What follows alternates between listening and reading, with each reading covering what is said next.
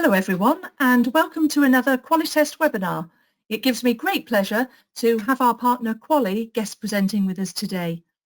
Before we start, please take a moment to check your audio visual settings while I run through a few items about how you can take part in today's event. Today's webinar, How to QA Infrastructure Automation, is being recorded and we will send you the recording. This session will last approximately 30 to 40 minutes with around 15 minutes at the end for your questions.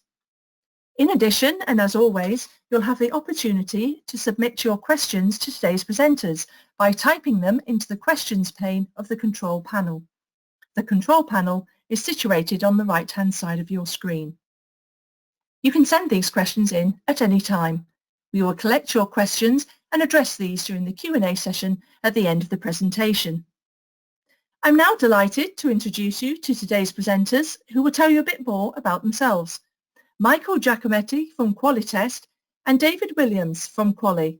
So Mike, over to you. Thank you very much, Sarah. So my name is Mike Giacometti. I'm one of the solution architects here at QualiTest. And my job is really to take really complex quality engineering and quality assurance challenges and work with our teams and the customer to make sure that we present something that's, fit for purpose, fit for use, and really something that's going to, achieve your business needs. I've got over 22 years of QA experience. Most of that's been automation. A lot of that's been in consulting. And I've worked for a few automation companies, so I've been around a while. And got David Williams with me from Quali. So David. Thanks, Michael. My name is Dave Williams. I'm the VP of Product Strategy at Quali. My job really is to deliver the next generation of infrastructure automation platform, which I'll explain as I go through the presentation on how we plan to do that. So I've actually been in the industry a lot longer than my company.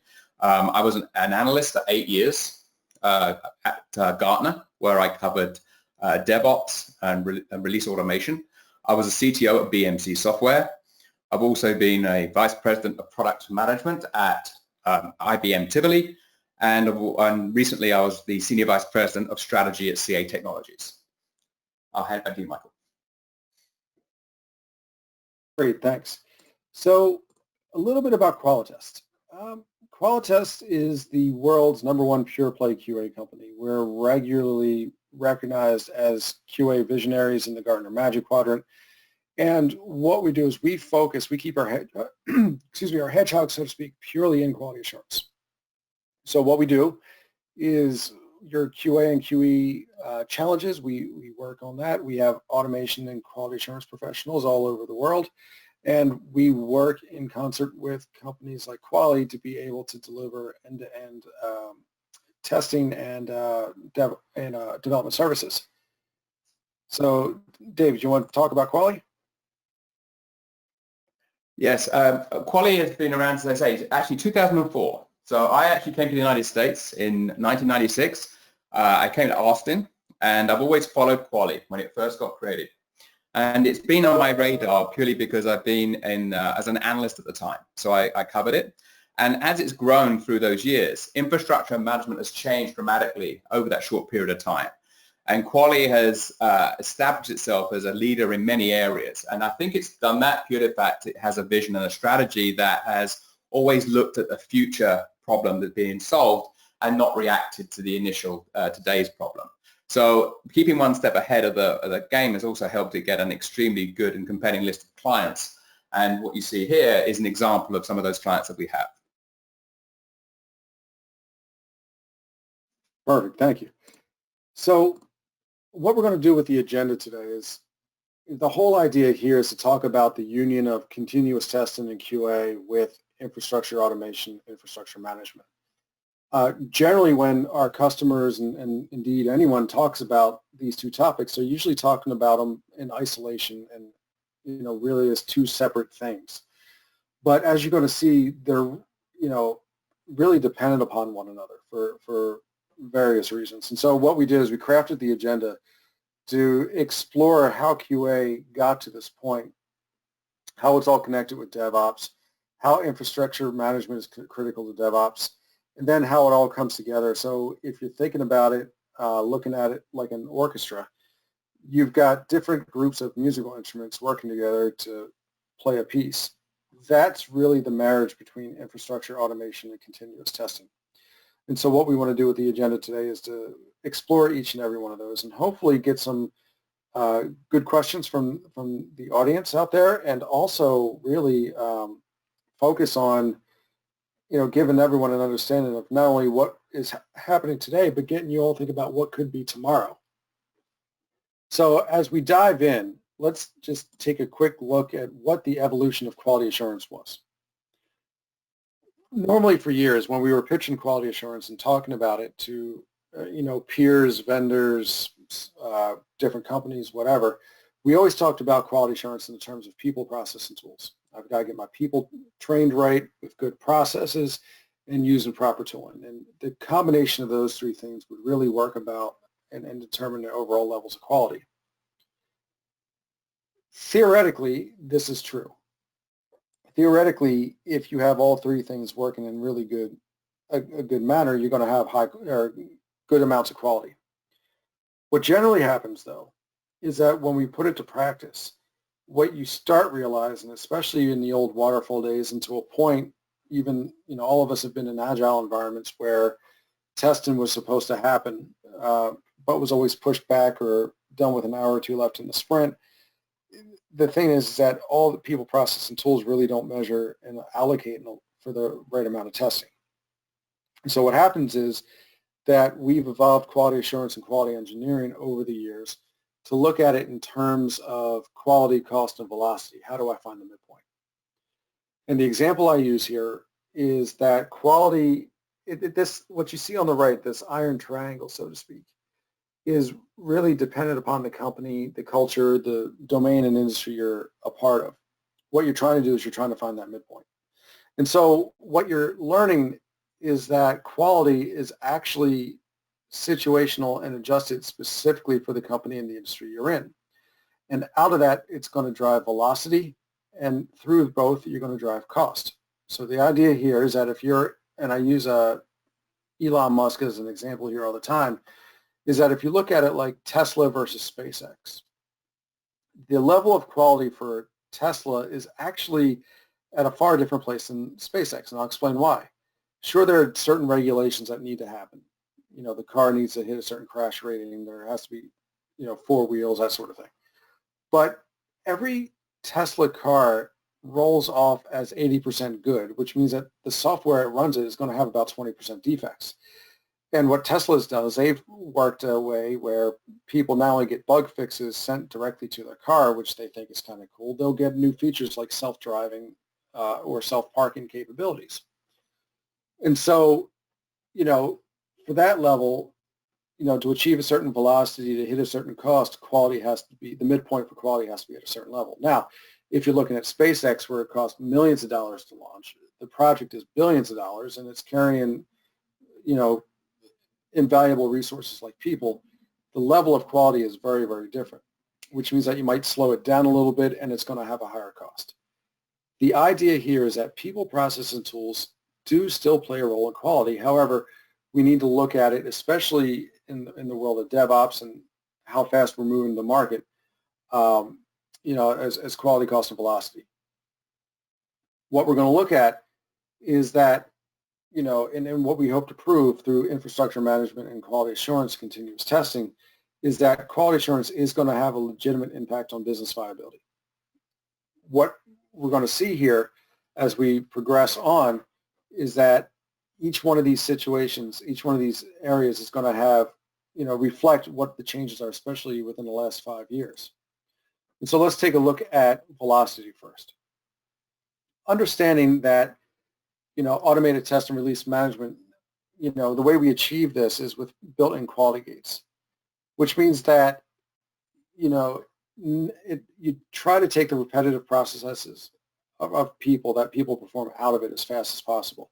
And so, you automate quality gates. What we look at are automatic testing and execution of test cases through CI/CD builds. We look at removing redundancy between testing levels, getting as much reuse as possible, and really get rapid-fire automated testing that executes after each automated build. So as a build progresses, there's automated testing that's done. We remove humans and automate as much of the quality gate process as possible. And we start looking at removing redundancy where possible. That's how we achieve better velocity. But when we look towards things such as cost, what happens is that we're trying to look, especially in testing, as the right blend of resources. There's always the human capital cost. But now what you're seeing is the leveraging of artificial intelligence and machine language in QA. Test more, test faster, and at a lower price. And what we want to do is to remove, kind of the old test and COE construct. We want to get as many of those redundant layers of QA out, make them shared services. In this case, it would be like security testing, user acceptance test, or user experience testing, or even performance testing. How can we eliminate cost? And what this does is this helps promote better quality. So as I mentioned before, organizationally it changes. We focus on the customer more with UX and crowd testing, understanding that there are fewer layers between the customer and the company. We execute automatic end-to-end test cases to ensure quality, and we increase test coverage by doing things such as keeping the functional testing with the sprint team and automation out of the sprint team. The idea here, and you'll see this play along as we start getting into the infrastructure management piece, the idea here is that we want as much of this orchestrated and choreographed as possible. That way we're removing, it can run 24/7. And then what we're doing is we're removing the human component from it. So the human is still driving and testing what's important. It's just that all the repeatable stuff is done, automated. And if we take a look at this as DevOps in practice, the easiest way to take a look and understand this is to take a look at how DevOps with agile development, continuous integration, continuous testing, continuous delivery means that these trains do not stop. Release trains is, what people call them. What we're always looking for is two things. One, that there's work always being continuous done. Second, that that's always communication and collaboration that's always being executed. And from an agile testing perspective, what this does is this ensures quality, hoping that we shift left and that defects are found more towards the smaller units of code and unit testing, and not as much as when we get to UAT and pre-release testing. So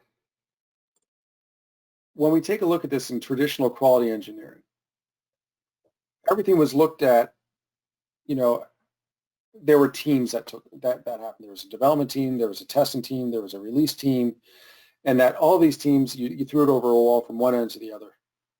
And we have to rethink about this. Looking at the old waterfall model, and even to some days, the way people are using Agile today, the model that you see here isn't that much different. Everything is reduced to a chunk of time. The thing is, especially before you went with continuous testing and continuous release, what ended up happening was that you had time where things such as data management and environment management were able to be taken care of as part of, it was just handled. It wasn't a specific set of things. If environments were down, it was easy to manage. But what happened is, as soon as we started moving more towards an agile development, now what you start seeing is the best practices we talked about in Waterfall are now happening. From an automation perspective, this means that we're taking more advantage of automation modularization and test data management, parameterization. So you start seeing smaller pieces of code and functions being done not only in development but also in QA in the terms of test case nuggets. And these can be either manual or automated. What we also do is try to compress all the different types of testing as far left in sprint as possible, or as close to the sprint as possible, such as compatibility, accessibility, and security testing. But then what happens is that just like a flow, a river, there's always continuous regression testing and continuous test automation happening. And so what this means is that when we start looking at quality engineering, it changes. We have a quality first mindset. We have anything that's done in sprint is then put into this continuous testing stream. so everything else can take place. And what you see around end-to-end sanity, performance, end-to-end automated testing is really just an aggregation and culmination of everything we're testing in Sprint. Now, it takes a lot of time, resources, people, money to get our heads around how this exactly works. Two of the things that are normally forgotten about during this is when we start moving more towards what is the infrastructure below supporting all this. So in this case, test data and test environments via infrastructure automation. Test data is its entirely different webinar presentation and book. A ton of stuff to write about that. What I want to focus here, though, is specifically on how test environments need to be orchestrated through infrastructure automation. From the Qualitest perspective, before we move on to Dave, but from the Qualitest perspective, the idea here is that not only are there challenges in getting the test environments up and running, but you also have different issues when it comes to the code base. If you're doing regression testing against something that's already released in the field, how to get that code base up and running. If I'm doing performance testing, how do I know I have the right production-like environments up? If I'm looking at something to do sort of my QA2 environment, for example, that's just before production, how do I get it as production-like as possible? To QA directors and QA directors who are part of a larger PMO or development management organization, or really a leadership team, these things have to be thought of, and these all influence the velocity of which you test, the cost of testing, and the overall level of quality, so it all integrates. Now, to get in a little bit more towards infrastructure automation, I want to hand it over to Dave so we can talk about the quality's perspectives on how all of this works and how it all ties together. Thanks, Michael. So infrastructure automation has changed dramatically over the last decade. It was once very much a domain of the operations organization provisioning infrastructure and support the business, or the development organization provisioning in response to a requirement of development around an IDE. So it has become more complex, more sophisticated. And with the movement of virtualization and cloud, it's really driven the need for infrastructure to be highly managed, but not to become an inhibitor to progress. So there's little improvements that have made this happen. However, most of the time when people are looking at automation today, and infrastructure in particular, they're looking at DevOps type of initiatives. This continuous life cycle of the ability to develop something and have ongoing understanding about what the impact of changes are and the improvements that provides the business. So move on, Michael. So this is very much an overview of the challenges. The sophisticated stacks will continue to increase. I think that the ability for people to understand exactly what's going on may become much more resilient in the future. However, the options that are open to what an infrastructure contains will always be open to debate. It depends upon the application stack, the application requirement, the business requirements, and the ability for people to deliver all the things that they need to do their job. So the infrastructure will change in respect to not only the application and the environment that the business has made they want to put on, but also the skills and the ability for the people to actually provision the infrastructure. So this has created fairly sophistication. So between a development team, a testing organization, and the operations team, there might be a number of infrastructure changes that need to be made to suit what they need out of the infrastructure. And infrastructure today is more than just storage, computer network. It includes all the software that goes upon that, as well as obviously all the security tools that support that. So if I'm a tester, I need to understand exactly what I need to do, what the infrastructure looks like, and I need to apply what I need upon that infrastructure to do my job. This has created islands of automation. So the islands of automation in regards to infrastructure are all the different things that people have to do across a development lifecycle. So when the planners come in, they want to plan something that says, this is what the infrastructure will look like in respect to what we are budgeted against. That then gets translated and moves throughout the development lifecycle all the way into operations where the infrastructure requirements should be replicated. That obviously creates a hugely diverse applications. All are not connected, or they might be connected. Applications are extremely fluid today, so they all share data, they all share infrastructure. Nothing's owned by any particular service. So what happens is that infrastructure can look very complex on the live side. So you need to understand what pieces of the pie are associated with what other pieces, and you want to be able to get that coherently understood so the applications can work So as you develop and move into change, as the change gets initiated, that no matter how dispersed the architecture as it goes into production, it is represented through the testing from the earlier parts of the process. Of course, that goes over time, and change frequency is the major issue here. The ability to actually manage infrastructure is consistent in many ways. However, what's really creating issues here is the speed with which infrastructure has to change to meet the requirements of the business. And even though their capabilities are there, managed change is causing huge amounts of grief. What that does is it says using old methods with which to build infrastructure management causes a amount of time. It needs skills, it needs understanding and people. And the more frequent the change, the more burdened those people are in regards to building the infrastructure to suit that particular change. So that means more people, that means more skills and resources.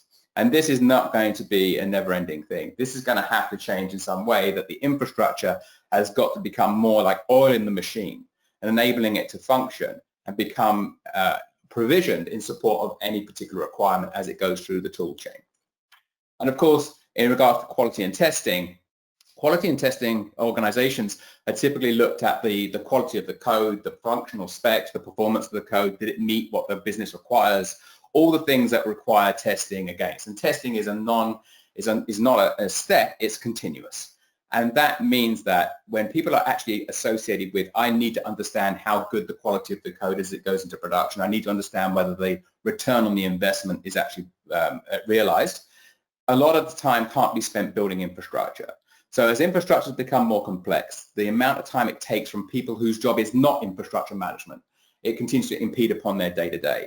So the infrastructure needs to be much more transparent, liquid, in fact, invisible to a lot of people that use it. And of course, lastly is innovation. The one thing about infrastructure, and you'll hear this a lot from analysts that say standardization is going to solve this, standardization is always going to be the victim of innovation. When things change and people need to do things differently, the infrastructure that's required will always be representative of the requirement. It will not be limited by the infrastructure. So if the business needs to move to a digital looking view, it needs to understand what the consumers are doing. It needs to be much more edge-based.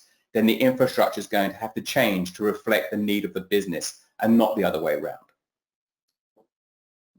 Next step, Michael. So the one thing that we've done at Quali is we've looked at what needs to be done in respect to the realities of what needs to be done, not trying to change it. To make people do things in a very rigid way is going to inhibit business outcomes. So applications will always determine what the infrastructure look like. And that will be from the functional specs of the application all the way through to how much people are willing to pay to have the application updated, modified, or created. And the application will always have the need for the infrastructure to be very much liquid and support it in its changes as it goes forward. So a business will look at it in a completely different way. The infrastructure will never and should never inhibit a business from achieving its goals. Teams will use whatever they want. People are people. And skills and resources will always look to what they're familiar with and what enables them to do their jobs the best way. So teams will use what they want, and you've got to provide the ability to integrate and to be able to subsume some of the capabilities that people are familiar with and enable them to also progress. So this is a delicate balance because you can't actually go forward if you're looking backwards. And this is the problem that people are having is how do I make sure that my skills and resources are leveraged, but how do I enable the infrastructure to change going forward using new methods? And this is something that at Quali we've looked at continuously. And this is our objective with our platform. So change is constant, and I've mentioned that before. Why change is constant is obvious. It's continuous improvement is the objective throughout the life cycle of a development an application, from all the way from planning and all the way back to planning. So the planning stage may be very brief. It may be one person. You might have a small team of people with multiple skills, or you might have a much more traditional siloed view on it. Irrespective of the makeup of the organization, change is going to be constant, and people need to be able to make changes without risk. And with the traditional methods of lots of scripting, lots of people learning Ruby or building YAML files that are all different and unmanaged, that's going to create issues going forward when it comes to continuous change and continuous improvement. And the skills that are involved in that need to be optimized and leveraged. So people need to be able to do what they need to do using what they have. So if you've got 10 minutes worth of skills or you've got many decades worth of skills, you should be able to manage infrastructure to your requirements and to your business requirements without it becoming a major inhibitor. And of course, the complexity will continue to increase, as I've mentioned. And the life cycle, this is something that we look at being infrastructure. The normality today is that infrastructure is always a creation stage. It's a day one activity. We need to do something. The problem is with infrastructure is it's got a long tail. So what that means is that the things that might have been relevant yesterday might not be relevant or used today. So the infrastructure needs to be looked at as a disposable item. What might be relevant now might not be relevant going forward. So how do you manage the configurations and the infrastructure makeup of an environment that's constantly changing and may need to be retired and replaced by something new? So this is, again, what we look at as being our objective. Next, Michael. So really what we're looking at here is two different types. Traditionally, day one was where most people focused. It was the planning and the hosting and the provisioning. This is where cloud came in. It enabled people to bring up and spin up instances very, very quickly. But as things are very diverse and stacks are extremely diverse, then obviously that needs a little bit more thought as it goes forward. Well, how do I scale it? And scalability is not just in the ability to have one line of code, execute a script that brings up many different instances. Scale is about people, organization, process, and the things that govern an ability for a business to be able to be effective. So if I want to scale my business, it might mean I need more people involved. I might need more people with less skills involved.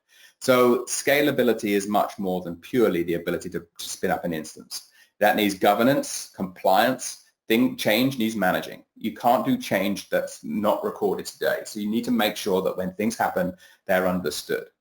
And the management of the environment needs to be brought in. As things are modified and changed and looked at, that needs to also be captured. If I want to add something, it should go into it and be captured as a change. And I need to make sure that the addition is factored into anything I might need to understand in respect to how efficient the infrastructure is now supporting the business. So that lastly is retirement. Obviously, nothing lasts forever. And retirement can be a piece of the infrastructure that you might not need. If you're using testing, you might need to test for one day and it might have a one-day execution. You might need to test it for a longer period of time. However, from planning on the day one all the way through to retirement is a continuous loop. It's a continuous improvement loop. And what you plan should also retire. And within the environment that we're building within our platform, retirement is an inherent part of that says it will actually remind you or remove it automatically. And the retirement of an infrastructure can be more work than definitely a lot more work than the creation. Creation starts with a blank sheet of paper typically, and you start off with what you want to build. Well, as people mess with it, modify it, it changes structure. When you come to remove it, if you haven't looked at what is actually there and how it's connected, you might only move pieces of it. And this has caused huge amounts of cost issues for companies that don't manage their infrastructure lifecycle when it comes to dormant or unused cloud-based instances, purely because creation was the name of the game. And at the end of the day, the business ends up paying huge amounts of costs purely because it hasn't managed the provisioning in a life cycle. Slide, Mark. So when we look at this, and I'm using a lazy 8, this is not traditionally my favorite view of a DevOps or a development environment, but there are specific elements that are typical when you actually have a DevOps infrastructure. You plan the infrastructure, you create it, you test it, you release it. Now, each one of those areas, when infrastructure is planned, you actually create the test criteria. This is what I plan, so this is what I'm going to expect, and therefore it needs to be captured there. This is what I've created. So when it's created, and whether it's within development or later on in the cycle, that needs to be created against what the plan is and what the test needs to accomplish. Now, testing obviously is another point, is a part of this, but it's really around functional performance and compliance testing. And if a group that's quality is looking at this, it'd be nice to be able to take pieces of what was done in creation and leverage it in support of how it's tested. So you're not building it from afresh. And when it gets released, it should be looking at what is actually tested against. And so when it's released, it gets evaluated and understood as it goes into the infrastructure, into the business side of the equation, when operations people are looking at it and changing and modifying it. So obviously when things get moved from the planning stage all the way through to the live environment, things will look more and more complex because, as I said before, Nothing is unique in production. It all is shared. The network is shared. Data is typically shared. So you've got to understand what it looks like clean and how it gets impacted as it goes into the live production. And if you have infrastructure that says this is what it looks like when it was developed, and then you can compare the pieces that, as it goes into production, it gives you a better visibility on what modifications are actually impacting the environment. Go to the next slide, Michael. So this is what it can look like. What we're finding is that each individual organization, whether it is one person doing a lot of these things or whether these are functions, and I look at these really from a DevOps perspective as functions. These are the things that need to be done in support of a continuous application improvement lifecycle. Things are planned, and you want to make sure that if things are planned, potentially that is retired. Now, you should be able to take that infrastructure piece of creation that says this is what it should look like and hold it whole. You may well not need it at that point anymore, but it'd be useful for the infrastructure that's creating it to be able to reference what the planners did. In respect to that, the testers take what the developers did and use that in ways that says, I know how it was developed. I have a much better view on how it's developed. I therefore understand how to test against it. Same goes for infrastructure. Everything that's modified and changed that goes through the organization should at least have a common set of references where libraries are kept of infrastructures as they change and get modified. The infrastructure is liquid, but it needs to understand what version it is. So as people modify it, it changes with version. It's not just an incremental increase that can't be modified, or at least when issues occur, how do you find out what one of the changes to the infrastructure made that change, made that problem occur?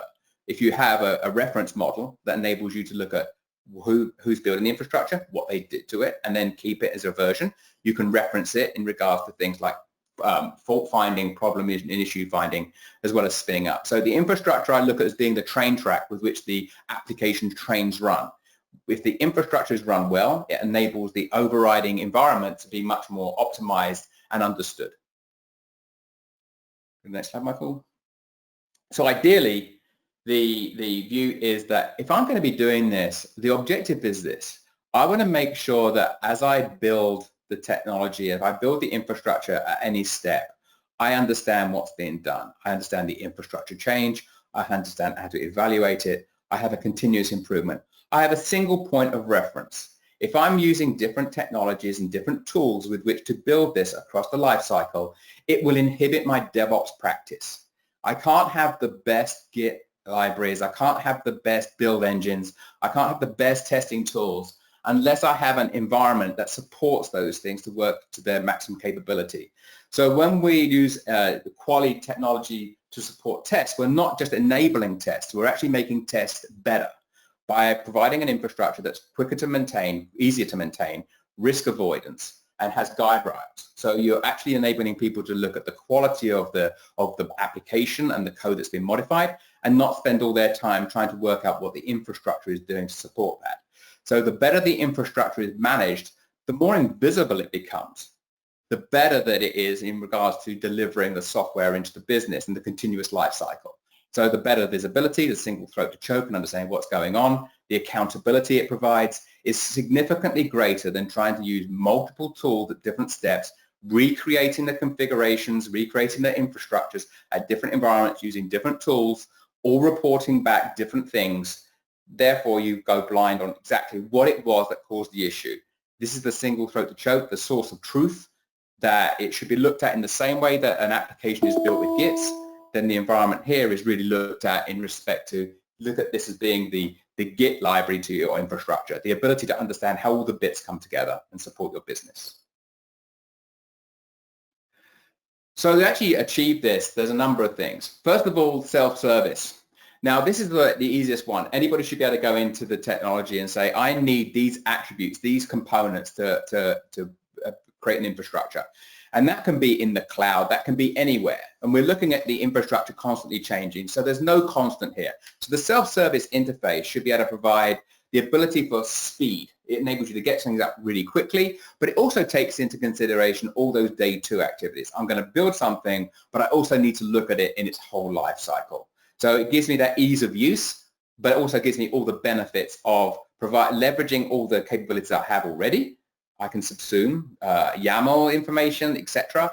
But I'm building a self-service platform on top that enables me to manage it better. Full automation, the time to market is all around automatic creation, automatic provisioning, automatic lifecycle scheduling, all the things that you would need to do should be subliminal. It should be invisible. So the automation and orchestration is either within your domain area where you want to quickly bring something up, manage it for the life cycle of what you need to do with it, and then retire it. Or it could be in a much more DevOps-y type of environment where you actually have the infrastructure provisioned at the very beginning of the life cycle and then managed all the way through to the continuous improvement stages. So this is how you can ultimately fully automate this. It should be subliminal. And then full guardrails, the ability for actually having skills optimized. Again, this is around getting people up to speed as fast as possible when their day job is not infrastructure management, enabling them to do their day job but have infrastructure capabilities in the background by using, whether highly skilled people or lower skilled people. You should be able to bring someone up to speed very quickly on this without it becoming an impediment. Next slide.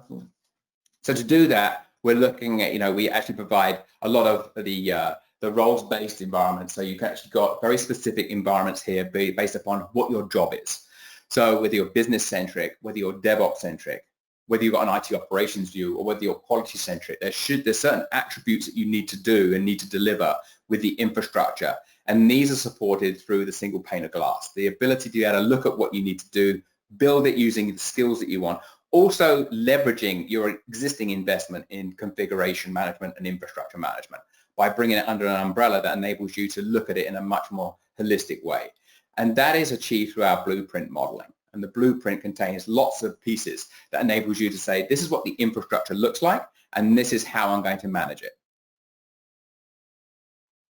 So what does it mean to have a blueprint? The blueprint should enable you to have lots of things. One, it should be able to provide you with the environment that you need. It should be able to show you, position it in a version level. So it says, this is what it does for testing, or this is what it does for this part of the infrastructure. Underneath that icon, which is a blueprint, it contains all the parts that you need to provision and implement. Underneath that are all the pieces, and it shows you the connectivity between these pieces, whether it's a network infrastructure or a storage, compute, and network infrastructure. All the pieces are held within the blueprint. And then all the applications and the software, because what you're really looking at is how do the applications work and what are all the pieces that need to support the application. So instead of it being an infrastructure up, it's an applications down view. And it enables you to actually say, this is what I need to achieve. These are the application requirements, and this is the infrastructure that supports it at any moment in time. And if I modify it, I can either create a new blueprint or I can create a version of that blueprint that I'm keeping to myself.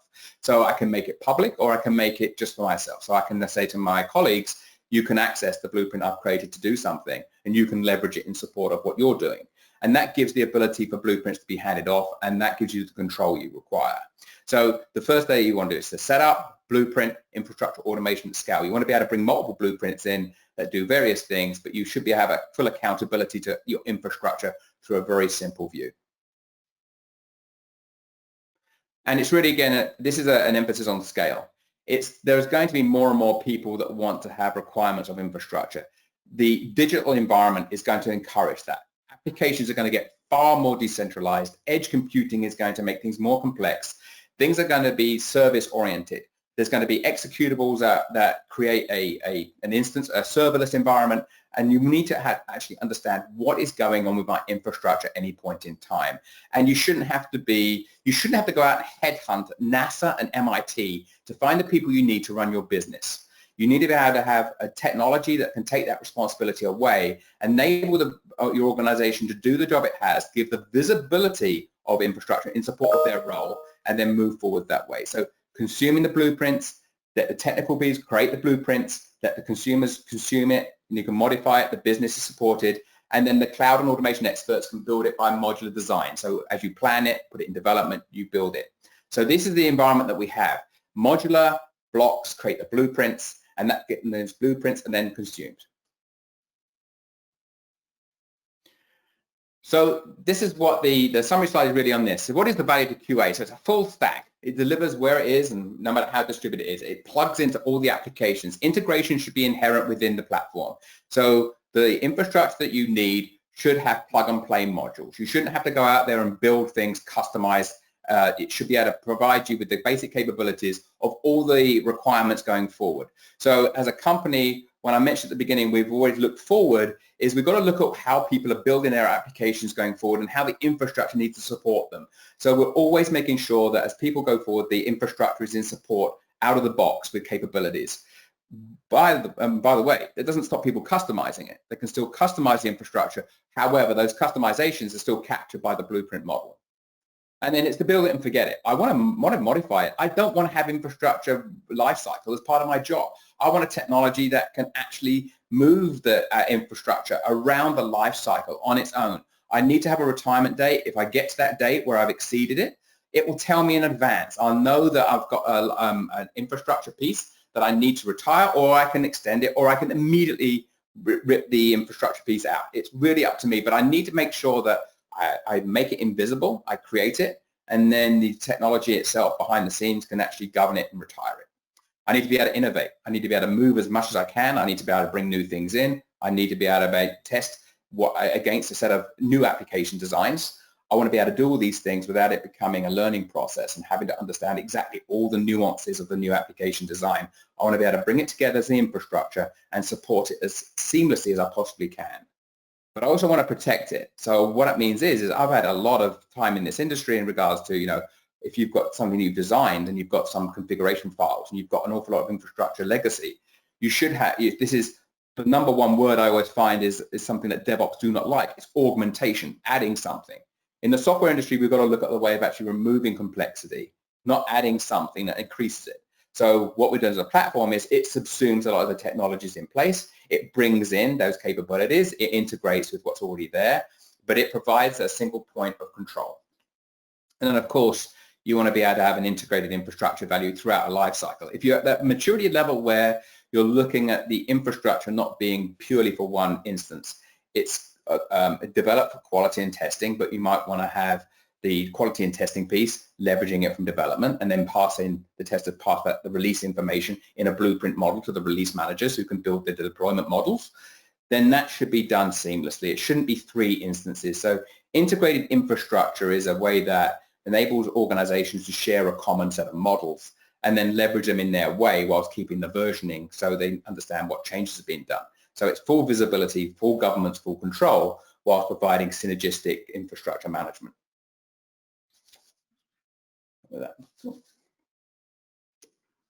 Cool. Thanks, Steve. So as you can see, there are a lot of evolution, a lot of thinking in the infrastructure automation and infrastructure management. And I think you can see that, how the combination of both continuous testing and infrastructure automation can have significant impacts on the quality of code. What this does is this actually changes the way we look at KPIs. No longer are we looking at the technical KPIs. They become a part of it, but it now needs to be more.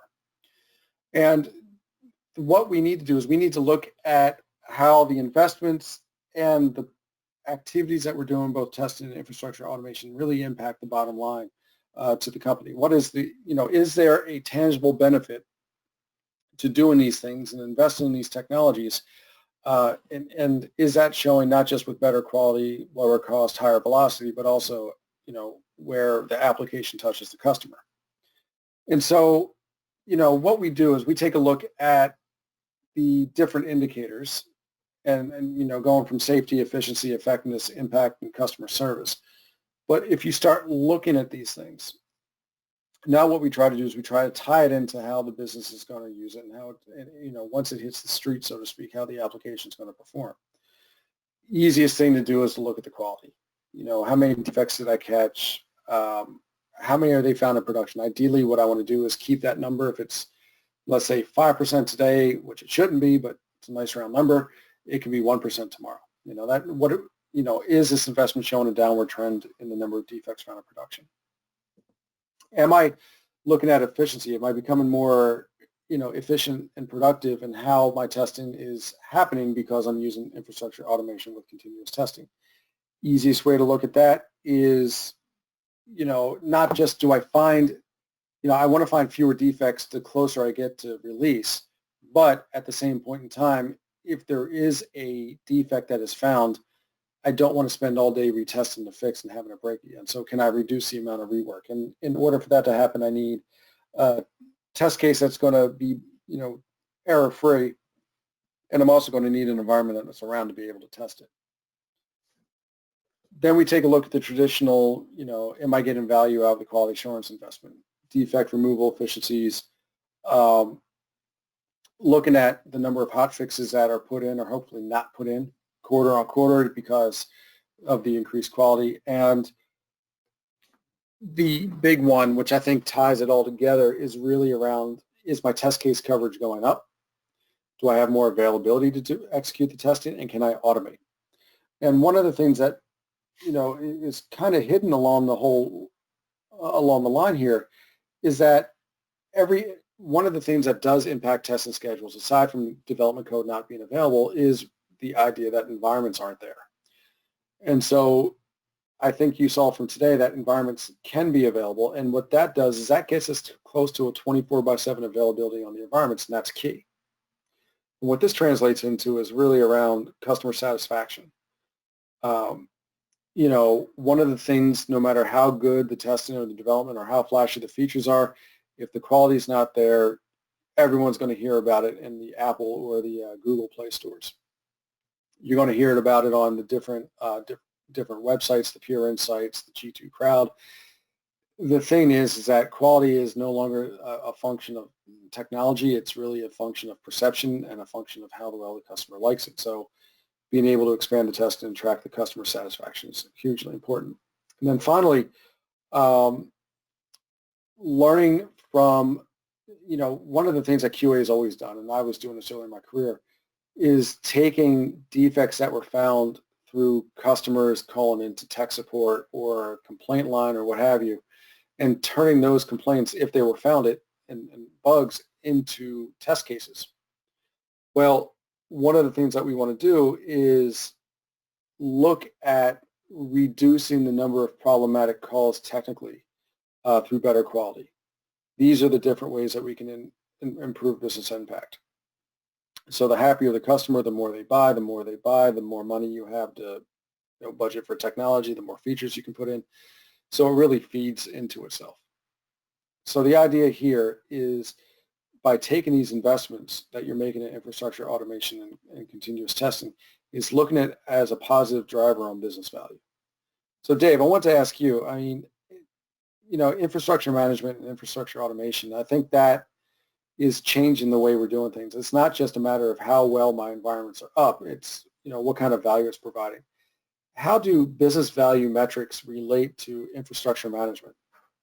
See, infrastructure management has always been an inhibitor to business value. It's not always been, there's not a straight line between what the infrastructure delivers to what the business value is attained. That's usually done through some other lens. It's done through application performance monitoring tools, the service desks, the support systems, etc.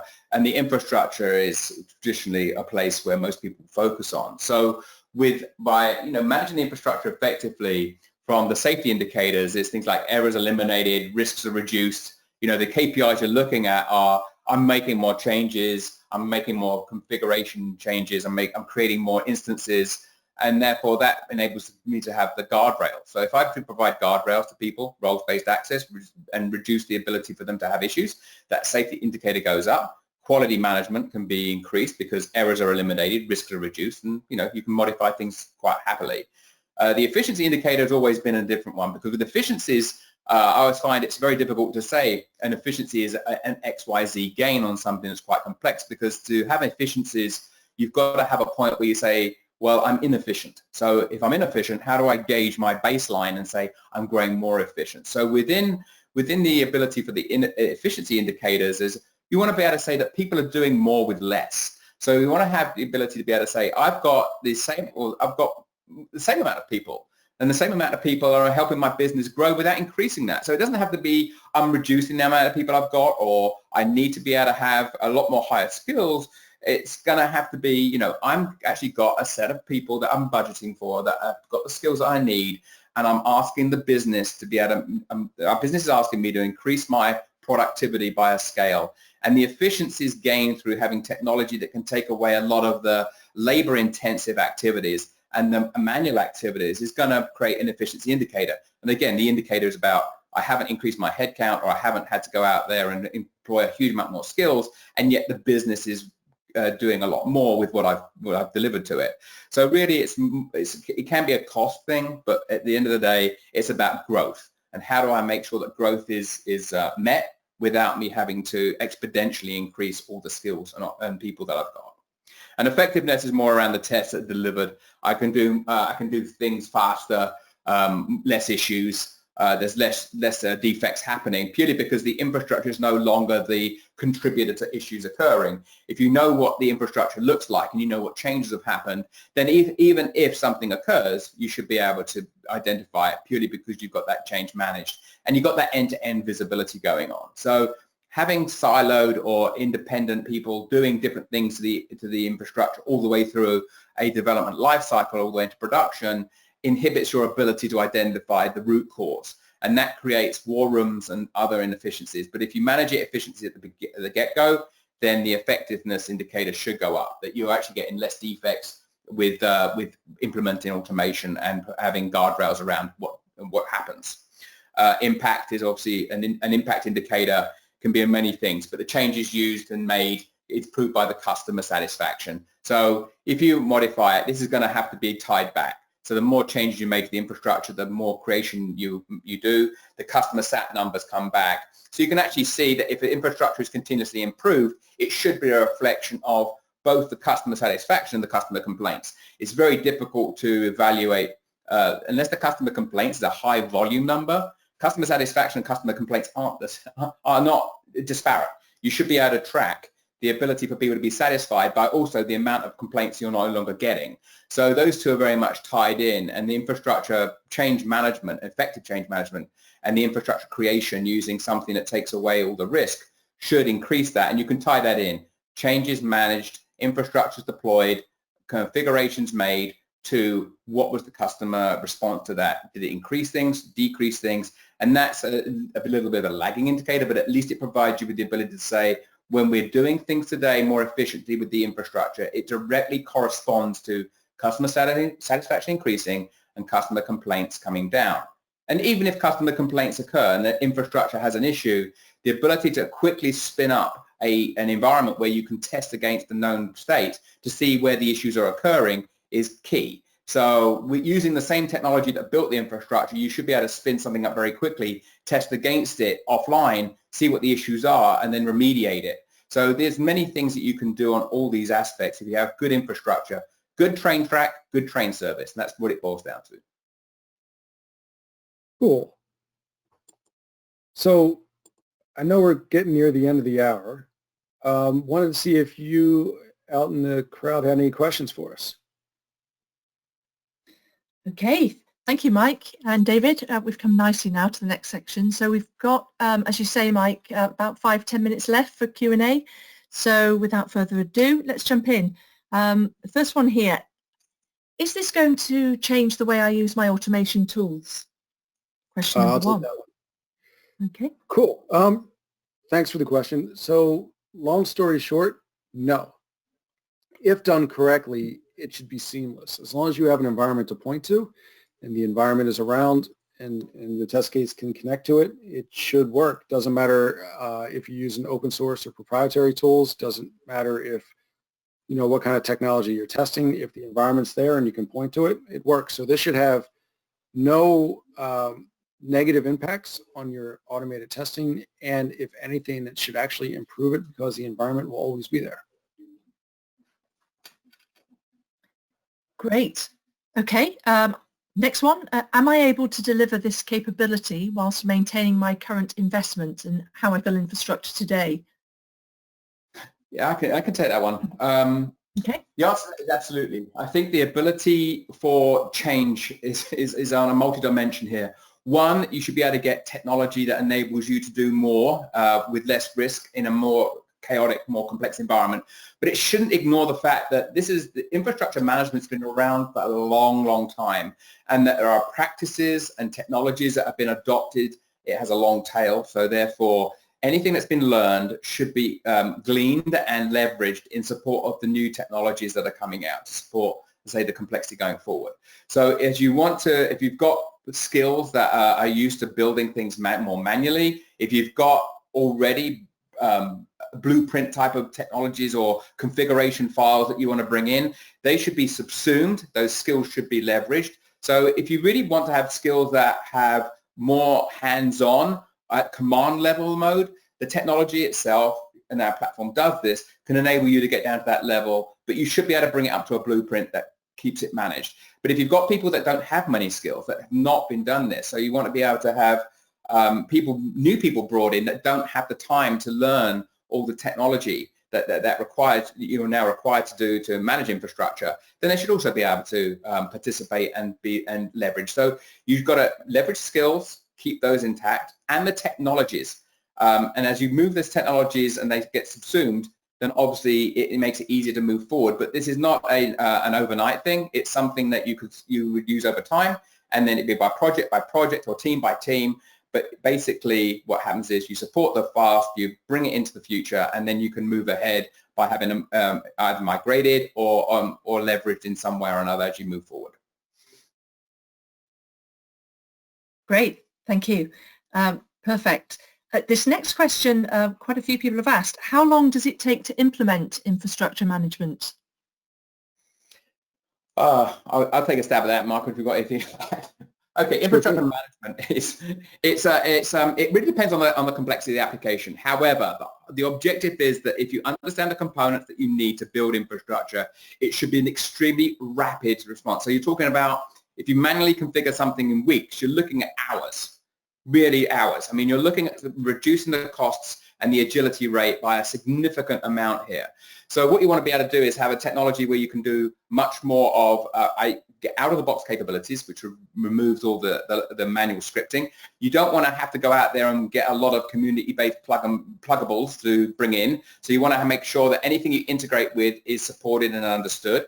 So you bring these pieces in, and you should be able to build it like Legos. You should be able to build your infrastructure. It keeps it maintained, and you should be able to implement it really fast. I mean, dramatically quicker than manually doing it, and a lot faster than traditional automation tools, which are really based on stack scripting, which, again, don't look at the day two. You've got to look at, I'm doing this on day one. I'm creating it very fast, but I also want to make sure that it's managed going forward, and that should be inherent within the creation. So that's what we've done today, is we've brought day two in for free, and you get the day one capabilities a lot faster.